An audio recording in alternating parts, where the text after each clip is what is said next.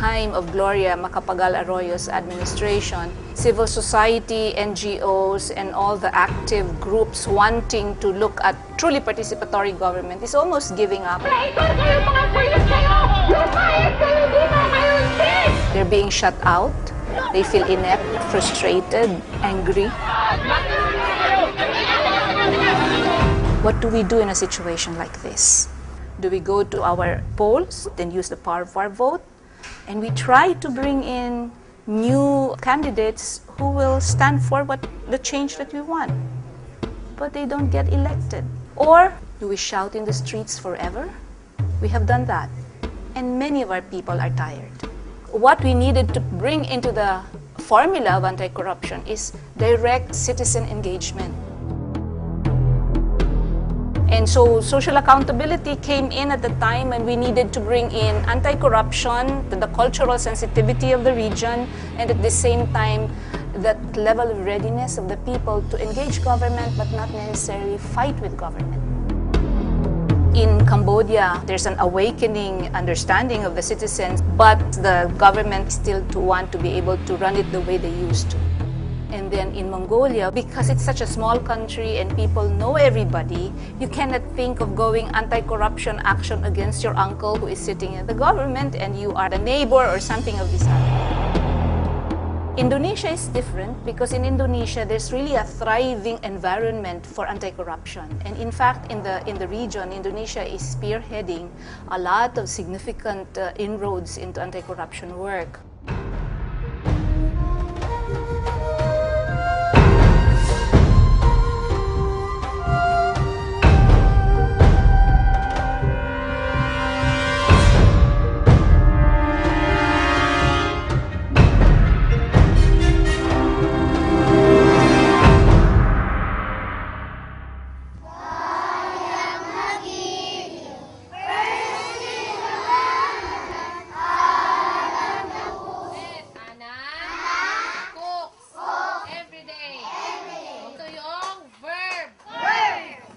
Hirap na hirap talaga ang mga pupils namin dito sa Midtungok Elementary School. Nahihirapan din sila lalo na kung tag-ulan at saka yung mainit kasi transparent itong room namin. Walang bintana, open na talaga yan siya kasi gawa lang ng parents para magkaroon lang ng mapag-aralan yung mga anak nila. Yung skill na ito yung reading workbook namin ng mga bata. Meron kaming 20 pero ang estudyante ko 58. So kulang talaga. Yung textbook na ginagamit ko minsan, ako lang nakakahawak. Sulat natin ang nawawalang pantig o titik. Ang style ko, ma'am, doon sa blackboard, nilo-drawing ko yung mga object, visual aids na ginagamit ko para maturo ko talaga yung bata. Dapat sana yung meron akong textbook dito, yung meron din silang libro doon na hinahawakan kung saan kami banda para maintindihan nila kung ano yung tinuturo ko. Ang saan ay nagsasagot sa mga...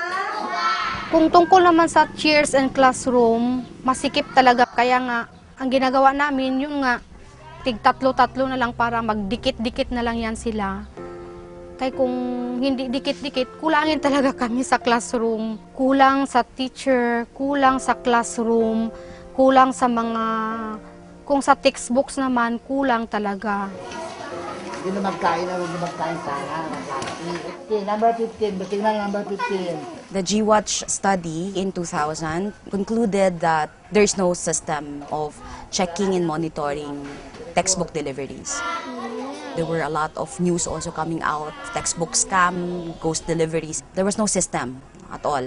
We presented the findings of our research to Department of Education officials at that time, and one of the heads, he suggested perhaps we can come up with a program that will systematize the deliveries and incorporate citizen participation in the entire process.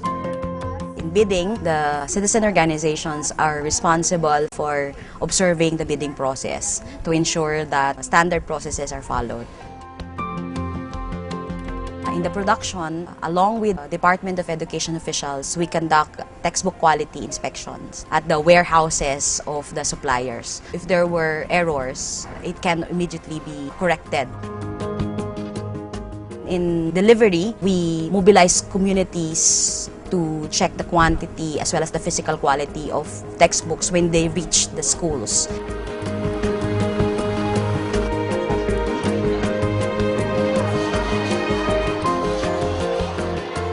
Before textbook count, the cost of textbooks was as high as 98 to 110 pesos. Right now, I think it's 40 to 60 pesos per textbook. It showed that transparency and accountability mechanisms such as GWatch can actually result in reduction of prices, and with reduced prices, you can produce more goods. Basically, the importance of monitoring is accountability, because this is when you would check whether the goods that were supposed to be delivered are delivered, or the services that are supposed to be provided to the citizens are actually provided. This is where also you would check whether the outcomes, the impact that you want to achieve are actually being achieved.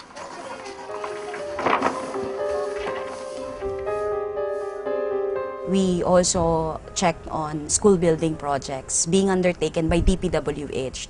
In that research, we found out that completed school building projects, according to reports, are actually not completed when you go on field.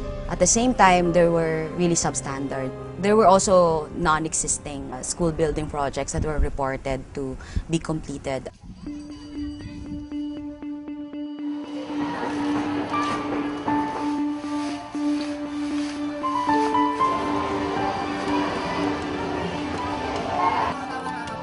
Portland. Ayan o. Portland Cement siya. Portland Cement. Bayanihan Eskwela is a monitoring initiative undertaken by citizen organizations and the Department of Education and Department of Public Works and Highways to check construction of school buildings, ensuring quality construction. How much is supposed to be spent, what are the processes that must be undertaken from pre-construction to post-construction, including consultations with civil society, evaluation of the sites to actual construction of school buildings. The monitoring involves mainly community organizations. We really wanted to ignite that spirit of bayanihan, that volunteerism.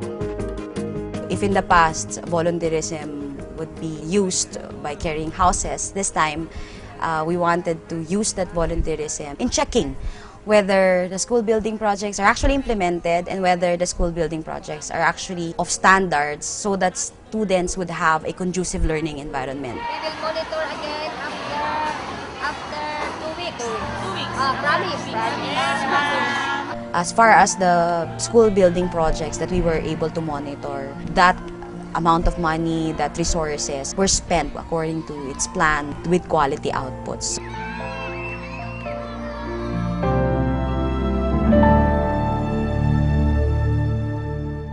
Height, 360. Seat slots, 20 by 45. Writing board height is 580. Back leg, 45. 70. Good. Nung hindi pa kasi ako presidente dito, isa ako sa mga yung tinatawag nilang samukan. Kasi pinupuno ka lahat. Halos lahat ng mali ng school, pinupuno ko yan. Gusto ko kasi lahat makorek. Then, nung maging presidente ako, nalaman ko na hindi pala pwede na palagi ka lang pumupuna, kailangan may gawin ka. Writing board, deep, 460. Backrest height is 710, 720. Dahil nga sa kakulangan ng tao ng DepEd, magpatuyang na lang ang kontraktor. So, imbis na ang ilagay yung tamang kahoy, ayun, nilalagyan na lang nila ng reject at naliki, ginalagay din nila. Kagaya nito, hindi namin na-accept. May crack. May crack siya. Dapat hindi siya wrap. Iliha muna. Ang kahoy, medyo basa pa siya. Kaya kapag lumipas ng mga 2 buwan, medyo nag-decompose na siya, yung mapangit na siya. Masyado ding maaga masira. Dapat nakadiin talaga siya. Kapag ganyan mo, kumakalog-kalog siya, talagang hindi siya pwede. So, reject. Mga man ay gisulat gud sa DepEd na kailangan ang gi-procure nila is as per DepEd specification. Karon kung dili na muna siya bantayan, dili gina siya nato sukdon, dili nato tan-awon kung ang parts na abadiha, so ang possible na kuyang ang bangko. Kaya binabantayan namin halos lahat ng detalye ng DepEd specification para wala na talaga masabi na kulang yung mga parts. Meron siyang tatak sa bantay eskwela pag okay na. Pag walang ganito, hindi yan dumaan sa bantay eskwela. Hindi na-inspect. Ang bantay eskwela tumugon sa mga kakulangan na yan. So halos lahat may participation na, pati yung DepEd mismo. Kasi noon, hesitant ang DepEd kasi ang akala nila, ang impression nila sa bantay eskwela is mali lang ang binabantayan. Of which, in-explain po namin na hindi ko po kami narito para magbantay ng mali. Andito po kami para tumulong. Naging positive din naman ang reaksyon ng mga engineers kasi nga nababantayan na halos lahat ng detalye ng armchair na pinopurchase ng DepEd. At last, may katulong na sila.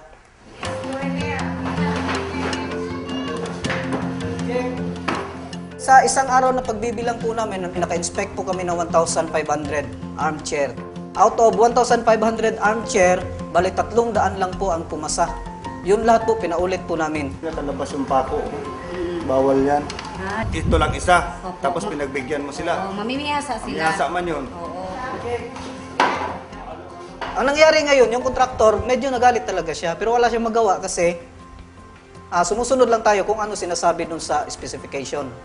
Kami, nag-check kami ng ganito kasi gusto namin na the chair will last, no? Na matagal siya. 1 year, 2 years, 3 years. Para the next budget na mapupunta doon sa ibang project. Kagaya ng books, ng mga gamit para sa sa mga bata, buildings. So, 36.5. naging outcome ng Bantay Eskwela is, unang-una, yung quality niya meron talaga siyang improvement. Doon sa mga schools, recipient schools, last year, feedback nila is maganda na daw yung yung kalidad ng armchairs. Ang sa cost po, binabaan nila yung bidding price. Yung namang kontraktor, kasi nga may nagbabantay na, nagpababaan sila ngayon. Kaya ang diferensya ng presyo ngayon from 750 naging 500. May diferensya na 200 pesos. And then yung quantity, kasi yun, alam na ng mga schools na yung manufacturer, alam na nila na hindi pwedeng magdi-deliver ng kulang kasi aware na sila na hindi talaga, aware ng mga principal na hindi na sila ma-accept ng kulang. Wala man akong pera, binigay ko yung oras ko sa Bantay Eskwela. Hindi kasi pwede na iasa natin lahat sa gobyerno. Kasi nga, kulang sila, kulang sa pera, kulang sa tao. So, kailangan magtulungan talaga siya. Kaya in my own little way, nasabi ko sa sarili ko, minsan gumawa din naman ako ng tama. Hindi yung puro lang puna ng puna.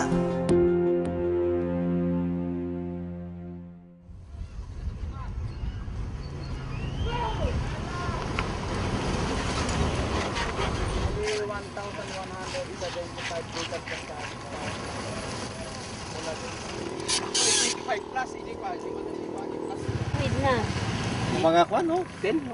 10. 10 centimeter. Kanina, nagkaroon tayo ng actual na monitoring along Santiago Ramon Rojas to Tuguegarao Road. Cracks.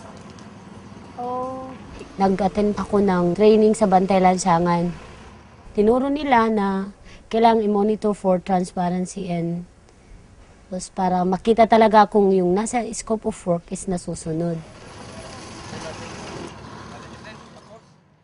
Kunyari, may distress or may pavement failure. May mali sa kalsada. Natutunan ko din sa seminar kung paano i-monitor yan. Kung walang road, wala lahat Walang transportation, walang business, wala talaga. Kaya dapat yun ang number 1 na i-monitor. Ikaw ang project engineer nila, sir? Oo, Jimmy Romano. May payloader kayo, sir? Dalawa. Backhoe with concrete breaker. May breaker din. Gloves, helmet, rubber boots, medicine. Meron po. Wala ka naman, sir. Okay. This morning, we went for an actual road monitoring. We meticulously investigated the sections, block per block. Kung ano yung nasa program of work, naka-decide, ma-comply. And then yung expected lifespan niya is ma-meet. Not just to find faults or to find mistake, but also to see if maganda yung ginagawa nila. Actually, completion date nila September 30, 2010. Pero nakita natin na katatapos lang marami rin stresses. Kunyari, transverse crack, mga potholes at saka longitudinal cracks. This is a new construction. Pag tinitingnan mo kasi yun, magagalit ka na, manghihinayang ka, syempre. Tapos madidismaya sa mga implementing agency rin. General recommendation namin, reblocking eh. Kahit maganda yung susunod na span, kung first na span eh hindi, nagkakaroon siya ng noise na travel. Para sa monitoring team, ikaw yung magsasuggest kung ano yung recommendation mo dun sa nakita mong stress. Yung M3 is lagyan ng concrete epoxy. Tapos yung MS is yung minimal scaling. Parang epoxy din yung ilagay. Ang worst is yung O3 kasi kailangang RNR or remove and replace kasi yung damage is hindi na talaga pwedeng lagyan lang ng patching lang or lagyan ng epoxy, concrete epoxy. Yung road monitoring hindi naman siya masyadong technical eh. Yung terminologies niya lang pero pag inaral mo talaga yung module, malalaman mo. Kunyari yung potholes, parang potholes lang English niya pero kung titingnan mo ay abot or simpleng ganun lang. Pero pag sa terminology, parang pag pinakinggan natin yung English term niya, parang very high technical. Pero pag tingnan mo on actual, hindi pala. Kaya doon sa mga nagsasabi ng wala kayong pakialam kasi DPWH lang to or hindi naman kayo engineer, wala namang mangmang na tao para hindi niya ma-detect na substandard or may mali sa ginagawa nila. Dapat na-compact talaga yan. Kaya yun yung mga causes ng nakita natin kanina na transverse cracks kasi hindi na-compact yung subbase niya. Kung talagang sinunod sana nila yung nasa plan or yung design, hindi sana magkakaroon ng failure yung mga kalsadang ginagawa nila. Kung walang civil society na mag-monitor, yung expected na duration ng semento, instead na 20 years, baka 5 years lang o kaya 10 years. Hindi pa nga nadadaanan ng sasakyan tapos meron ng mga crack. It's a frustrating thing. Ang contractor na dito is CDG Builders and Construction. We will invite the DPWH persons to have an audience. We pressure them to compel the contractors to do at their own expense whatever is the recommendation. Para hindi confrontational yung dating, hindi facilitating siya. Kung pwedeng maayos, ayusin. Para naman para active yung engagement. I'm a Filipino citizen. I pay taxes.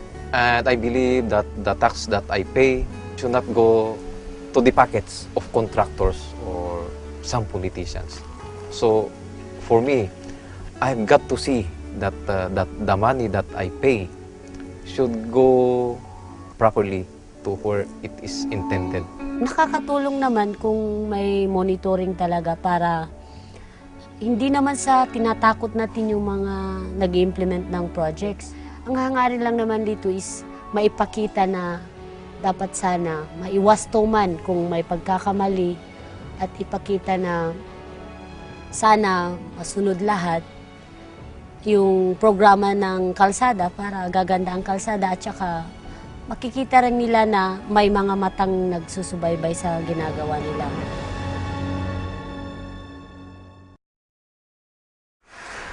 Many are very, very hesitant to go into anti-corruption work, even if they're convinced it is important, because of the very Asian culture of not wanting to be too aggressive, not wanting to be too conflict-oriented.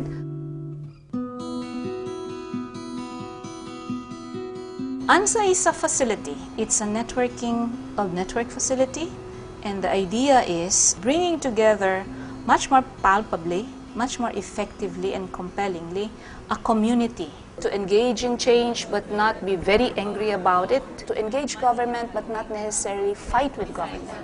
At what level, for what project? We use a lot of Skyping, internet, email, so that the connection doesn't happen only on the expert and the government level, but that it happens also in the citizens trying to do things.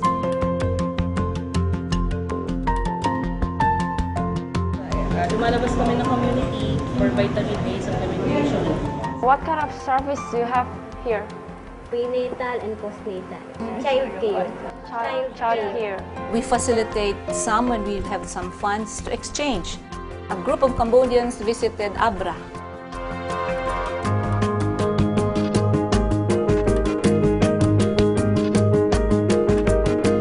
A group of Mongolians went to the Philippines.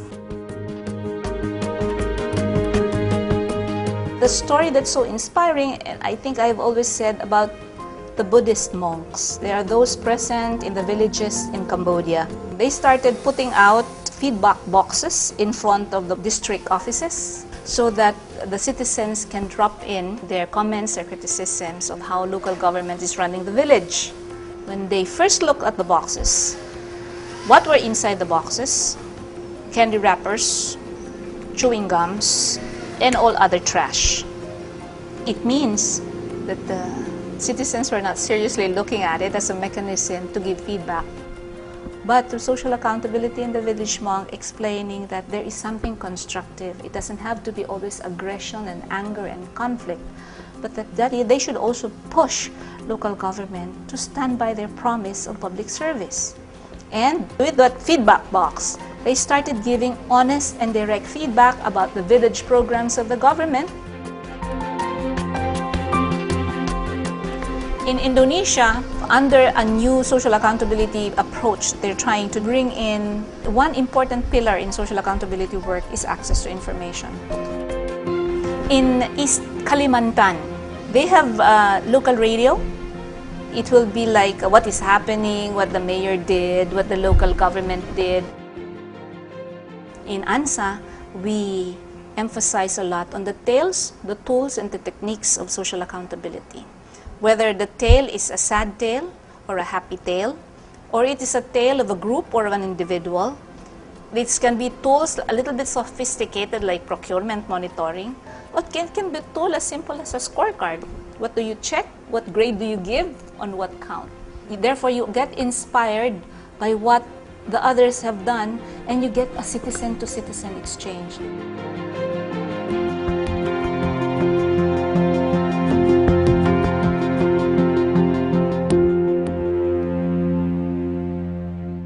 Ako magasuporta sa women's kababaninhan kag kabataan.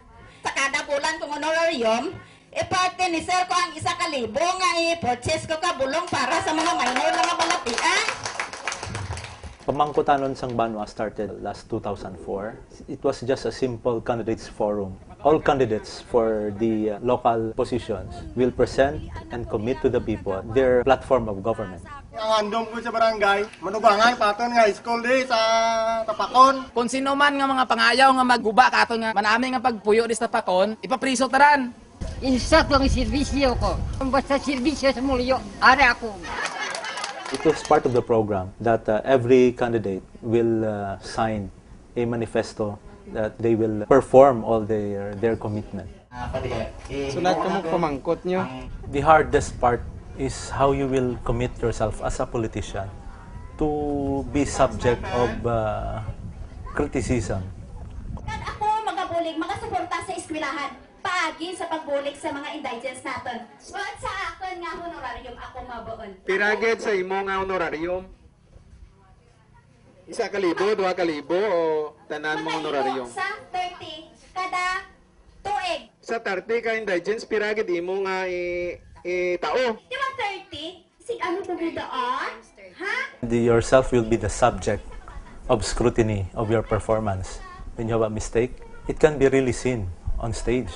Kung ako ang inyo pilion nga punong barangay bilang nanay, sorry ha, bilang kagawad, no? Sorry. The performance of your appointive officials will be also subject to scrutiny.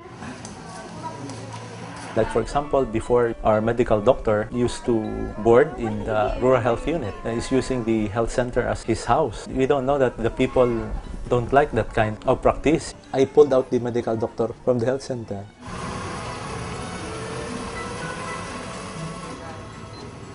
And employees were only using logbooks. The actual time is already 8:30, but when you see the logbook, it's 7:15. So we have to remove the logbook and we have to purchase a bandy clock. And some during office hours, the employees are having their manicure, pedicure, playing cards, mahjong during office hours, and they are not in the office. You have to commit to them that you have to erase that kind of practices in the government. It's a check and balance from the people. Kag sa amon nga mga elected officials nangin mas aware sila kung ano ila himuon kay balaan nila nga ginalantaw sila sa mga tawo. So kung medyo tiko ka, kulbaan ka gid kay next pamangkuton ka gid siya. Ano ba lang nahimo mo? Ano ba lang way mo ginhimo? You promise this, you promise that. Ano lang ang nahimo mo? Kung nga kadamo sa way mo nahimo. There was a survey by ICODE NGOs that the services of the municipality was only satisfactory when it comes to delivery of social services. So number one, we address the problem on roads. So we have to repair everything.